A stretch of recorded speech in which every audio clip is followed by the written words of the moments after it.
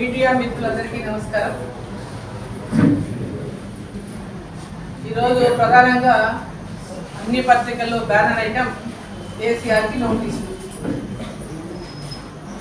కేసీఆర్కు SIT నోటీసులని phone tampering పైన. ఎన్నికలు వచ్చినప్పటికీ కాంగ్రెస్ ప్రభుత్వానికి 2 ఏళ్ళు అయిపోయిన వాళ్ళు అధికారంలోకి వచ్చి ఎప్పుడు ఎన్నికలు వచ్చినా ఆ ఎన్నికల్లో ఏ విధంగా లబ్ధి పొందాలా, ఏ విధంగా ప్రజలని మోసం చేయాలని బాగా మోసం చేయడంలో సిద్ధహాస్తులైనటువంటి కాంగ్రెస్ ప్రభుత్వం, కాంగ్రెస్ పార్టీ నాయకులు ఈరోజు కేసీఆర్కు నోటీస్ అనే ప్రధాన వార్త పత్రికల్లో కనిపిస్తాం. దీన్ని చూస్తే ఏమనిపిస్తుంది అందరికి? మనకు ఇది ఇద్దరి మధ్యలో ఒక అండర్స్టాండింగ్. తర్వాత ఏమున్నది మళ్ళా ఇది ఇంత మున్సిపల్ ఎలక్షన్లు అయితే మళ్ళా ఎక్కడికక్కడ దాని కథ బంద్. కేవలం మున్సిపల్ ఎన్నికల్లో ఇద్దరు అండర్స్టాండింగ్ పెట్టుకొని ఫోన్ ట్యాపింగ్ పైన ఇది పెద్ద ఎత్తున ఒక ఎన్నికల స్టంట్ గా మాత్రమే దీన్ని మనం అందరం కూడా ప్రజలు గుర్తించాలని చెప్పి సందర్భంగా నేను తెలియజేస్తాం. 2 సంవత్సరాల నుంచి ఇప్పటి వరకు అనేక అవినీతి ఆరోపణల మీద ఎంక్వైరీలు జరిగినాయి, ఎంక్వైరీ రిపోర్ట్లు వచ్చినాయి. కాళేశ్వరం పైన కానీ, అదేవిధంగా కార్ రేసుల పైన కానీ అనేక రకాలుగా ఈరోజు ఎన్నో ధరణిలో అనేక భూ కుంభకోణాలు జరిగినాయి. ఫోన్ ట్యాంపరింగ్ అనేది ఈ రోజు కాదు, ఎప్పటి నుంచో నడుస్తుంది కదా. ఇప్పుడే మున్సిపాలిటీ ఎన్నికల లోపలనే గుర్తుకొచ్చింది సిట్టు నోటీసులు ఇవ్వాలి, సిట్టుకు నోటీసులు ఇవ్వాలి అనేటటువంటిది ఇప్పుడే ఎందుకు గుర్తుకొచ్చింది?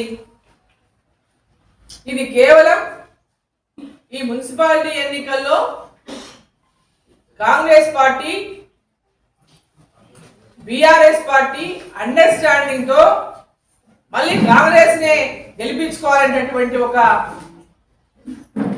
దుర్బుద్ధితో ప్రజల్ని మోసం చేయడానికి మున్సిపాలిటీలలో భారతీయ జనతా పార్టీ పెద్ద ఎత్తున ప్రజలు భారతీయ జనతా పార్టీ పైన ఇవాళ పెద్ద ఎత్తున యూత్ వస్తా ఉన్నారు. ప్రజల లోపల భావన భారతీయ జనతా పార్టీని గెలిపించాలని ఉన్నదంటే దాన్ని మిస్గైడ్ చేయడానికి, దాన్ని నిజంగా ఏదో వాళ్ళు యాక్షన్ తీసుకుంటామని చెప్పడానికి ఒక నాటకం మాత్రమే ఆడుతున్నారు. ప్రజలందరూ కూడా వీటిని గమనించాలని చెప్పి సందర్భంగా నేను కోరుతా ఉన్నా. ఇప్పటి వరకు ఏ ఒక్క ఆరోపణ మీద వీళ్ళు ఎదుర్కొంటున్నటువంటి బీఆర్ఎస్ నాయకులకి ఒక్క చర్యనన్నా ఉన్నదా? ఏ ఒక్క చర్యనన్నా ఇప్పటి వరకు కాంగ్రెస్ ప్రభుత్వం చేపట్టిందా? ఈ ఎన్నికల స్టంట్ మాత్రమే తప్ప వాళ్ళకి చిత్తశుద్ధి లేదని చెప్పి సందర్భాన్ని తెలియజేస్తా ఉన్నా. ప్రజలందరూ దీన్ని గమనించండి. వీళ్ళ ఎన్నికల స్టంట్ గమనించి ప్రజలు ఇద్దరిని కూడా తిప్పి కొట్టండి. ప్రతి మున్సిపాలిటీలో కూడా 2 పార్టీలను కూడా తిప్పి కొట్టండి అని చెప్పి సందర్భంగా నేను తెలియజేస్తా ఉన్నా. ఈరోజు అర్బన్ ఏరియాస్ లో కానీ, ఈరోజు ఇన్ఫ్రాస్ట్రక్చర్ కానీ, రోడ్లు కానీ, రైళ్లు కానీ, అనేక అభివృద్ధి పనులు, విద్య కానీ, వైద్యం కానీ అనేక రంగాల్లో ఈరోజు నిధులు ఇస్తున్నది అంటే కేంద్ర ప్రభుత్వం నిధుల ద్వారానే ఇలా మున్సిపాలిటీలో అభివృద్ధి జరుగుతూ ఉంది. ప్రత్యేకంగా మన మహబూబ్ నగర్ మున్సిపాలిటీని తీసుకున్నా కూడా ఈరోజు మనకి ఇది కార్పొరేషన్ అయింది. మహబూబ్ నగర్ మున్సిపాలిటీని తీసుకున్నా కూడా ఇక్కడ పెద్ద ఎత్తున నేషనల్ హైవేల నిర్మాణం జరుగుతుంది. మహబూబ్ నగర్ చుట్టుముట్టు కూడా నేషనల్ హైవేల నిర్మాణం జరుగుతుంది, బైపాస్ నిర్మాణం జరుగుతుంది. మహబూబ్ నగర్ కి కొత్త బైపాస్ మళ్ళీ మనం శాంక్షన్ చేయించినాం. నేను మళ్ళా ఈ గ్రామాల అంటే టౌన్ లోంచి ఎలాంటి ట్రాఫిక్ లేకుండా రౌండ్ గా ఉండాలని చెప్పి ఇక్కడ నుంచి కూడా బైపాస్ ఉండాలని, ఇరువైపులా ఉండాలని మళ్ళీ ఒక బైపాస్ శాంక్షన్ చేయించిన. టౌన్ లో ఉన్నటువంటి ఎక్కడెక్కడైతే ఈ ట్రైన్ మనకు రైల్వే గేట్లు పడుతున్నాయో అక్కడ పెద్ద ఎత్తున ట్రాఫిక్ నిలిచిపోతున్నది. కాబట్టి రైల్వే ఆర్ఓబి కావాలి ఇక్కడ అని చెప్పి ప్రతి ఒక్క ప్రాంతం వాడు వీరన్నపేట కానీ, తిమ్మసానిపల్లి కానీ, బోయపల్లి కానీ, టీడీగుట్ట కానీ, అదేవిధంగా మోతీనగర్లో ఫుటో బ్రిడ్జ్ కానీ, దేవరకద్రలో అంటే అక్కడ ఆల్రెడీ ఆర్ఓబి ఉంది దేవరకద్రలో. కానీ ఊళ్ళో ఉన్నటువంటి వాళ్ళకి దాటాలంటే ప్రతిసారి చాలా ఇబ్బంది పడతా ఉందని అక్కడ కూడా లో హైట్ తో మనం సబ్వేని అక్కడ నిర్మాణం చేపట్టాలని అది కూడా శాంక్షన్ అయింది దేవరకద్రది.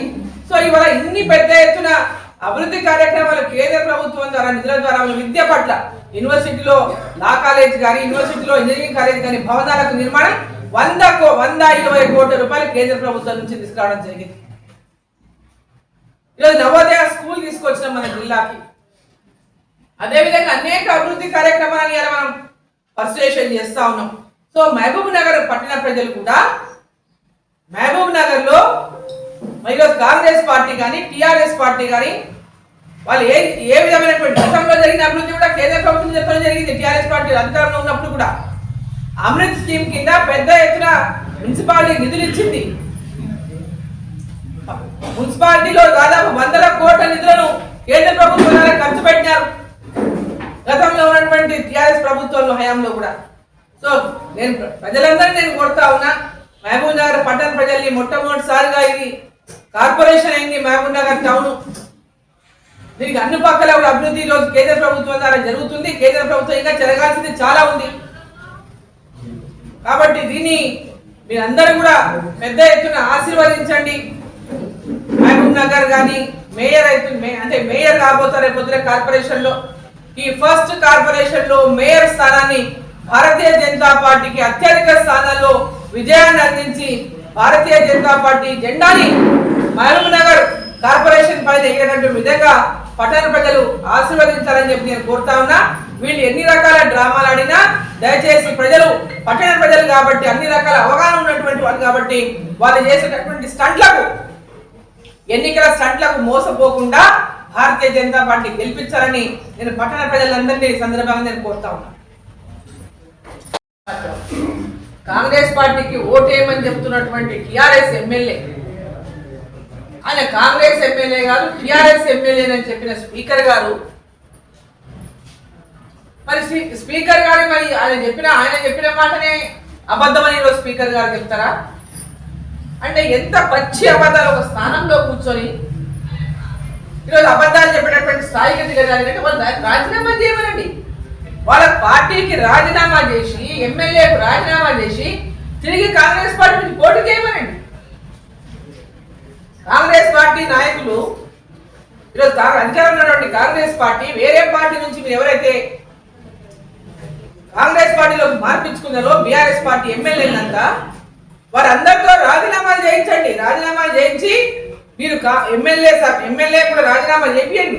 ఎమ్మెల్యే సభ్యత్వానికి రాజీనామా చేపించి మళ్ళీ ఎన్నికలు జరపండి. కాంగ్రెస్ పార్టీ నిలబెట్టి గెలిపించుకునండి.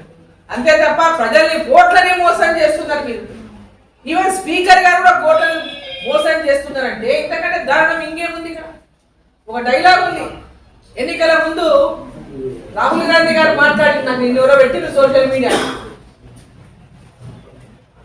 పార్టీలు మారిన వాళ్ళను అసలు దాని గురించి ఆయన ఏం డిస్కషన్ చేసిండు, ఏం మాట్లాడు ఒకసారి రిమైండ్ చేసుకొని చూడండి. రాహుల్ గాంధీ గారు ఎన్నికల ముందు మాట్లాడిన మాటలు ఒకసారి రేవంత్ రెడ్డి గారు కానీ కాంగ్రెస్ పార్టీ నాయకులు కానీ రాహుల్ గాంధీ గారు కదని